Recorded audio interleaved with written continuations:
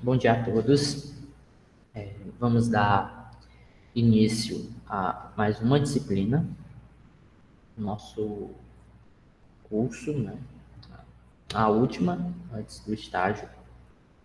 Essa disciplina, ela que é restauração de uma estação de trabalho, geralmente ela é colocada para a gente resolver alguns problemas envolvendo a questão, certo, de problemas no nosso sistema de informática, seja ele de manutenção, seja ele de redes ou seja de software. O, eu separei ela em duas etapas. A primeira etapa é a etapa de redes de computadores. Vamos iniciar dando uma revisão bem conceitual, uma revisão bem por cima, né, dos conteúdos abordados na disciplina de redes e administração de redes. Nós veremos a parte teórica, né? Eu tentei dar uma enxugada, colocar o mais básico possível.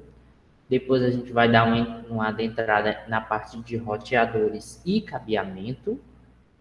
E também eu vou também mostrar em algumas aulas, certo? Alguns vídeos de como a forma correta de instalar esses roteadores e de como configurar, de diferentes formas. Na segunda etapa, nós veremos a parte de manutenção, então eu vou dar uma introdução a hardware, vou falar dos tipos de computadores, a gente vai ver alguns problemas e soluções, e eu pretendo fazer uma atividade bem lúdica com vocês, certo? No final da disciplina, para vocês realizar uma montagem de computador. Vocês escolher componente por componente, certo? Para ver a compatibilidade, para ver quanto é o valor total, para vocês realmente aprenderem a, pelo menos, escolher um computador, seja ele peça por peça, fazer uma avaliação ou de um computador e também de notebooks, ok? Como eu falei para vocês, essa disciplina é preparatória para o estágio, né? A gente já teve 30 horas, migrando para 40 horas, né, da primeira disciplina.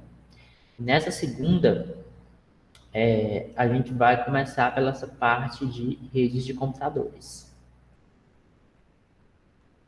Bom, pessoal, os tipos de rede. Vocês vão ver que as redes, elas têm diversos tipos. E a classificação de uma rede é idêntica, não sei se vocês estão lembradas, né? Daquela classificação de computadores. Os computadores eles podem ser classificados pelo tamanho, que é o porte, né? Pela quantidade de processadores, pela quantidade de hardware incluído nele, pela função que ele exerce, pelo tamanho, pelo processamento, pelo objetivo. Então, assim, em rede de computadores, vocês vão observar que ela é utilizada de diferentes formas de classificação. A primeira forma de classificação que a gente vai ver vai ser a respeito do tráfego. Né? O tráfego de informações, elas seguem um padrão. Certo? A partir desse padrão, a gente vai conseguir identificar esses tipos de rede. A outra forma que a gente vai ver é a respeito das topologias também, que segue esse padrão de rotas, só que está em uma organização meio que melhor estruturada, ok? Então, para iniciar, a gente vai ter dois tipos de rede. A rede ponto a ponto, onde eu tenho um dispositivo que não é obrigatoriamente ser um computador, ele pode ser qualquer dispositivo de rede, conectado diretamente a outro computador. E a gente tem, né, a nossa mais famosa, que é a mais utilizada, a rede cliente-servidor, onde eu vou ter vários computadores, né, ou dispositivos, e esse sendo coordenado, gerenciado por um dispositivo central, que a gente vai chamar de concentrador. Bom, pessoal, as redes ponta-a-pontos, elas são ligadas entre si, justamente para trocar informações. Porém, a maioria dos recursos não podem ser compartilhados, fazendo com que cada host deva possuir os próprios recursos e aplicações como um programa. Nessa rede ponto a ponto, que eu posso conectar um computador diretamente no outro, eu posso compartilhar informações, eu posso compartilhar arquivos, eu posso fazer algumas comunicações entre eles, né? Porém, ela é muito limitada, porque se, por exemplo, tiver outro computador, eu não posso fazer uma rede ponto a ponto com vários, né? Tem que ser uma rede ponto a ponto um com o outro, né? Para mim fazer uma rede com vários, eu vou precisar de outro dispositivo, né? E ele deixará de ser uma rede ponto a ponto. Bom, pessoal, um exemplo bem prático de uma rede ponto a ponto. Eu falei para vocês que em alguns lugares, né, até mesmo em alguns lugares, alguns distritos que a gente tem, né, talvez alguns de vocês até possam utilizar esse tipo de rede, mas existe a internet via rádio. A internet via rádio, certo? Tem um rádio de alta frequência, né, que pode ser instalado em uma antena, numa torre, e esse rádio, ele faz uma ligação ponto a ponto com outro rádio. Vou dar um exemplo, né? Ponto a ponto. Ele faz essa conexão, certo? Então, a partir do momento que eu, por exemplo, tenho na minha casa uma internet e eu quero transmitir essa internet, né, para, sei lá, meu irmão que mora a 2 esquinas da minha casa, como é que eu faço? Eu instalo um rádio em cima de casa, configuro esse rádio para transmitir e meu irmão instala outro rádio e a gente faz essa conexão ponto a ponto. Então, eu não precisaria de 2 pontos de internet. Eu tinha o meu ponto de internet e eu transmitiria para a rede. Esse é um exemplo bem prático de como funciona, certo? Uma rede ponto a ponto. Agora, eu posso ter na minha própria casa uma conexão direta ponto a ponto. Vamos supor que eu não tenho internet na minha casa, não tenho roteador, não tenho nada. Ok?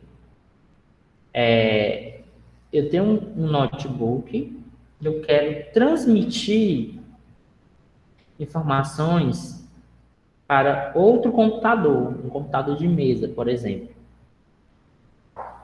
Como é que eu faço isso? Eu pego um cabo de rede, plugo esse cabo em um computador e plugo no outro. E eu consigo configurar, eu configuro, né, para eles configuro o IP, para eles estarem na mesma rede, né, eu vou lá nas configurações, coloco as configurações manuais, e o outro também eu coloco nessa mesma faixa de IP. Vou nas configurações do Windows, abro o compartilhamento, compartilho a tela ou os recursos que eu quiser, certo? Então, essa também é uma forma prática de fazer uma conexão ponto a ponto. Antigamente, pessoal, existia uma coisa, né, e você não conseguiria fazer isso que eu estou fazendo com um simples cabo. Se você tivesse um cabo padrão A e o outro ponta padrão A, ou um cabo padrão B, você não conseguia fazer esse processo. Você teria que fazer um padrão A e um padrão B, que é o cabo que a gente chama de crossover. O crossover é o que ele tinha um padrão A e um padrão B. Justamente que ele servia para fazer essas conexões ponto a ponto, seja elas de computador para computador ou de roteador ou switch para switch. A rede cliente-servidor, ela já é uma rede que a característica principal dela, né, é que todos esses hosts, que são chamados de clientes, eles se comunicam com uma máquina principal, um servidor. Esse servidor, ele não obrigatoriamente é um computador, pessoal. Na nossa casa, a gente tem uma rede ponto a ponto e ele tem, né, um dispositivo, que não necessariamente é um computador, é um roteador, que gerencia, né, essa conexão. Então, O servidor provê todas as aplicações e serviços e consegue gerenciar os acessos de recursos de cada rede, né? Outro exemplo também, um switch também pode servir para fazer essa gerência também. Okay? Um switch ele pode fazer esse direcionamento. Certo? Ele já é também, você não consegue ter uma gerência absoluta, né? Mas pelo menos a transmissão em uma rede cliente-servidor você consegue com o switch. Normalmente um servidor, pessoal, uma coisa bem fácil de você identificar um servidor e um cliente, né? Servidor é aquele que serve. Então, ele serve aos outros computadores. A função principal dele é só servir, certo? Ele não tem ele não é de utilização pessoal e tudo mais. O objetivo dele é servir os demais computadores dentro de uma rede. Normalmente, o servidor é uma máquina mais robusta, né? Que as máquinas clientes, pois ela armazena e processa um grande número de informações, além de precisar estar sempre ligado para que haja tráfego de informações na rede.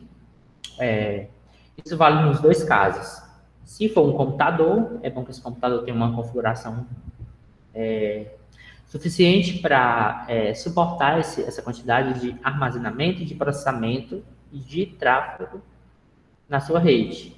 Se for um roteador, mesma forma. Se vocês comprarem para uma rede grande um roteador de baixo custo, que não funciona em full duplex, e sim half duplex, ele pode congestionar a sua rede, da mesma forma que os hubs antigamente faziam isso. Então, assim, se você quer estrutura, se você quer velocidade, se você quer controle mais eficiente, você também deve escolher um roteador, um aparelho similar, né? E dê um suporte maior a esse tipo de recurso. Servidor não necessariamente é uma máquina, mas é um conceito. Pois em algumas redes não tem a necessidade de um servidor para funcionar. Por isso que eu falo para vocês.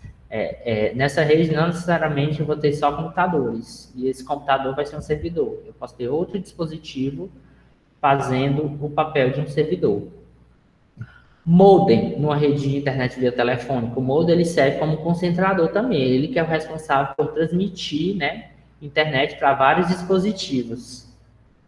Rede de fibra ótica. Uma rede de fibra ótica também ele vai ter um aparelho, pode ser uma ANU ou um switch, né? Switch com as conexões de fibra ótica. E esse switch ou ANU faz esse papel de servidor. Rede de internet via rádio. Pode ser também. Em que sentido? Eu falei para vocês no exemplo passado que eu teria um rádio apontado para outro rádio, eles se comunicam entre si. Isso é uma relação ponto a ponto. Mas alguns rádios, eles fazem uma transmissão. Se eu colocar um conjunto de rádios, né, eles podem fazer uma transmissão no ângulo de 360 graus e enviar a internet em todas as direções. E eu fazer essa conexão com diferentes rádios. Por isso que um provedor via rádio, ele não funciona, não necessariamente com os clientes, né? Numa rede ponto a ponto. Por quê? Porque imagine aí, eu tenho um rádio e esse rádio só se comunica com outro rádio. Então, para cada cliente, eu teria que instalar um desses rádios para eles se comunicarem. Olha a quantidade de rádios que eu precisaria para fazer essa gerência, né? Esse provimento de internet. Então, os rádios, eles funcionam na forma cliente-servidor também. Então, pode ser que, por exemplo, eu tenha um rádio ponto a ponto que receba a conexão total, né, de algum lugar, e eu tenho outros rádios, né, ou outro rádio que faz essa conexão para diferentes dispositivos. E um servidor DHCP, né? Que pode ser, como eu falei para vocês, um servidor com serviço DHCP ou um roteador. Então, ele vai fazer o mesmo papel de uma rede.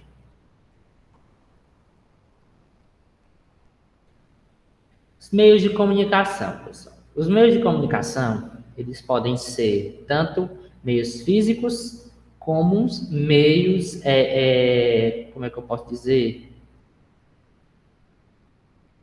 Que eu não posso tocar, ok? Existem essas duas formas.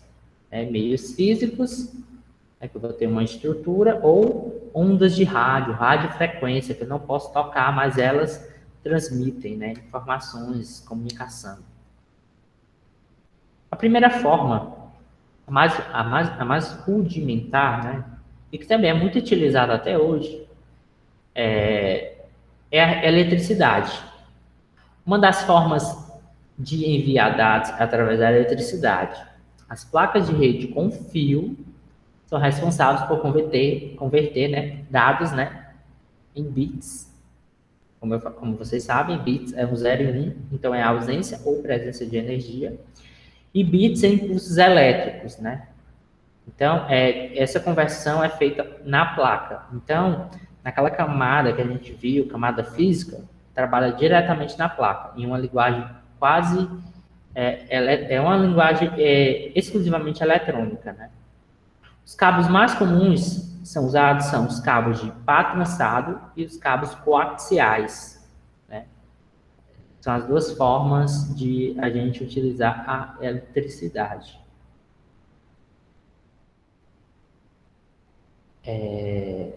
Eu acho, pessoal, que mais na frente a gente vai comentar sobre os cabos, né? Mas eu posso dar uma introdução a vocês. Só existem esses dois cabos que utilizam a eletricidade para transferência de dados. Se vocês imaginarem outros cabos, né? Pode ser que exista, pode sim. Pode ser que exista algum cabo híbrido ou uma nova tecnologia, ou uma tecnologia que não foi muito disseminada que utilize a eletricidade, mas os mais utilizados são os coaxiais, né, que são esses cabos. Ele é um fio e dentro tem um fio de cobre. Um exemplo, pessoal. Vocês hoje em dia não, há mais de 20 anos, ninguém utiliza mais esse tipo de cabo para transferência de internet. Mas ele é muito utilizado ainda na questão de televisão, certo? Por exemplo, você coloca uma antena parabólica ou uma antena da Sky, ou sei lá, uma antena desses As Américas, né, para você conseguir bloquear os canais, TV por assinatura e pregar, internet via satélite. Ele vem um fio.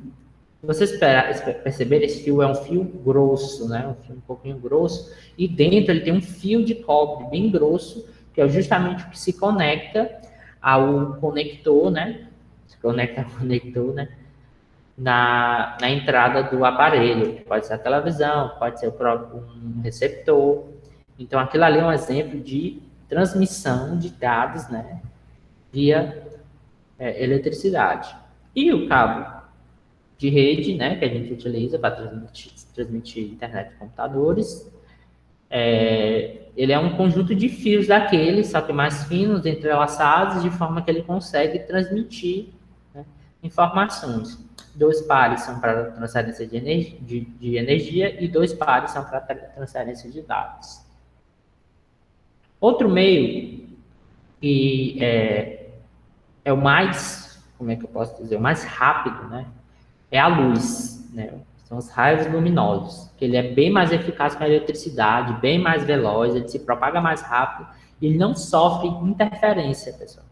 Porque como um cabo está transmitindo dados e ele é um cabo eletromagnético, se ele passar perto da corrente elétrica, ele começa a dar interferência. Então, esses cabos sofrem muita interferência, muita mesmo. É por esse motivo que, por exemplo, não são utilizados para a transmissão de um backbone. Geralmente eles utilizam fibra ótica. Um dos motivos não é só a velocidade, é porque se eu colocasse um fio coaxial no poste ou um fio de par trançado no poste, ele ia sofrer interferência eletromagnética dos fios de alta tensão. Então, né, dos meios mais rápidos, se não for o mais rápido atualmente, é a fibra ótica, né, que a gente utiliza para transmitir esses raios luminosos, né? Ondas de radiofrequência. As ondas de radiofrequência, né, são sinais, né, são ondas de rádio transmitidas entre dispositivos, seja essa tecnologia Wi-Fi, Bluetooth, infravermelho. Então, assim, existe um conjunto de tecnologias que utilizam onda de rádio para se comunicar, assim como as torres de rádio, as torres de internet via rádio, sinal de televisão, sinal via satélite. Então, tudo isso são ondas eletromagnéticas.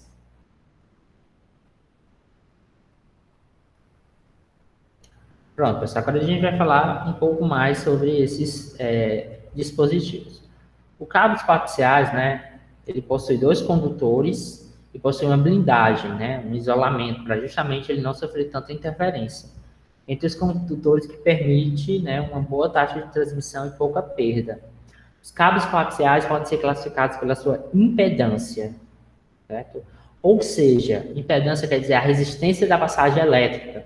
Então, quanto, né, maior for a impedância, né, quanto maior for a impedância, mais, né, ele vai impedir a corrente elétrica.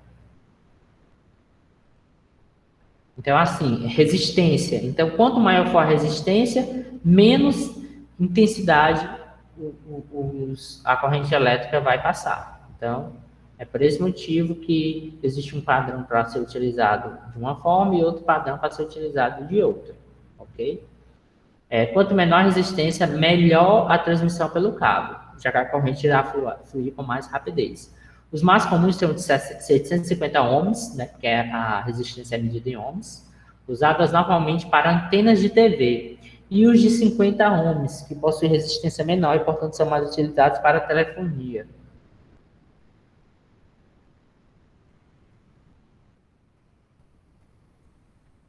Cabo de pá trançado. O cabo de pá trançado, ele, certo, é o meio de transmissão mais comumente encontrado no nosso dia a dia. Dentro das residências, é muito comum você utilizar um cabo para conectar uma ONU, um roteador para um computador, ou algumas pessoas preferem até utilizar a internet cabo do que a internet Wi-Fi. Né? Porque vocês vão ver que existe uma grande diferença e, inclusive, a internet via cabo nunca vai ser pior do que a internet Wi-Fi. A única diferença é, vamos dizer assim, o layout, a organização, porque com fio não tem nenhum fio passando nem nada, mas você tem perda. A internet de radiofrequência tem mais interferência do que a internet via cabo. Para tentar diminuir os problemas com interferência eletromagnética, os fios são enrolados 2 a 2, ou seja, em pares. É por isso que é chamado de par trançado. Em redes de até 100 megabytes de velocidade, um fio que transmite informações deve ser traçado a um fio que não transmite, o fio neutro, pela norma EI-TIA 568. Então, pessoal, a gente tem corrente elétrica, a gente tem que ter diferença de potencial. Então, geralmente, os fios brancos, eles não têm corrente. Eles só vão dar diferença de potencial se tiver um fio branco e um fio com fase, né, que é o que tem energia. A gente vai ver um pouco disso lá para a gente adentrar na parte de componentes eletrônicos. Então, os cabos para trançados. Existem 3 tipos de cabo para trançado: o UTP, o STP e o FTP. E isso é os tipos, certo? Os tipos como? Como é que ele é formado? Agora, cada um tem as categorias, né? São, tipo, tecnologias de melhoramento, né, do cabo. Né? Não são tipos de cabos, são só uma classificação, uma subclassificação desses cabos, né? Que ele vai da categoria 1 até a categoria 7, né? Mas atualmente, eu acho que já existe a categoria 8. O UTP, pessoal, é o cabo mais simples. Né? Ele só tem a capa de proteção e os fios enrolados, né, entrelaçados nele. Eles são os cabos que não possuem a blindagem. Vocês vão ver já já o que é essa blindagem.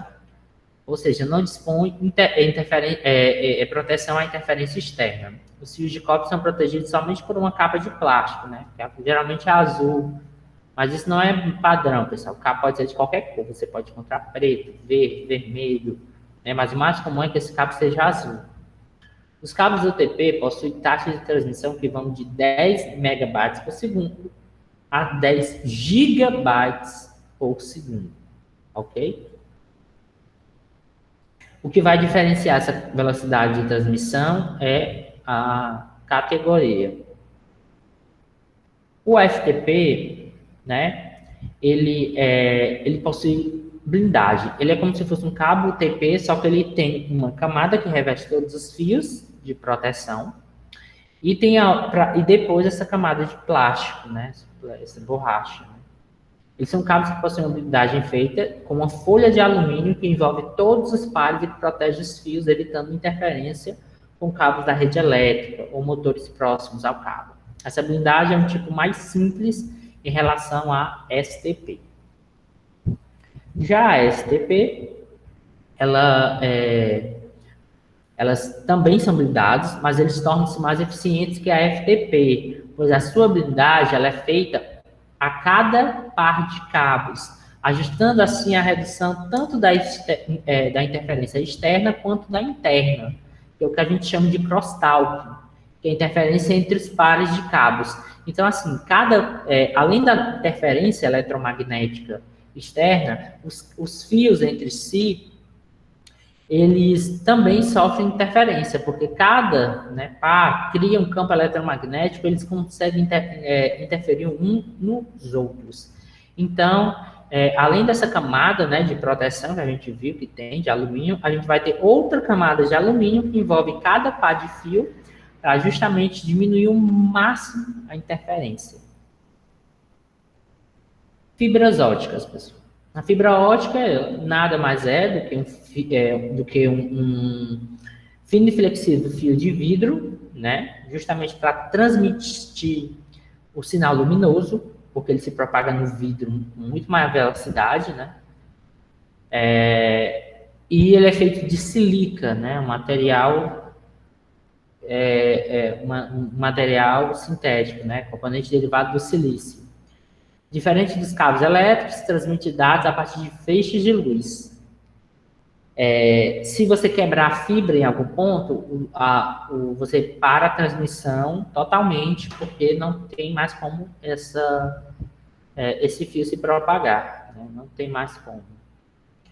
Redes de longa distância e de alta velocidade. Então, a grande facilidade desses fios de fibra ótica é que eles conseguem chegar a distâncias bem maiores que um cabo coaxial. E mais ainda do que um cabo par trançado. Enquanto um par trançado, o máximo que ele pode alcançar sem começar a perder interferência é 100 metros, uma fibra ótica, né, ela pode chegar até 550 metros, ou 2 quilômetros. Algumas podem chegar até 20 quilômetros. Né? Ou até mais, em velocidades bem maiores. Mas o padrão é que uma fibra ótica comum, né? Monomodo, que tem um flash,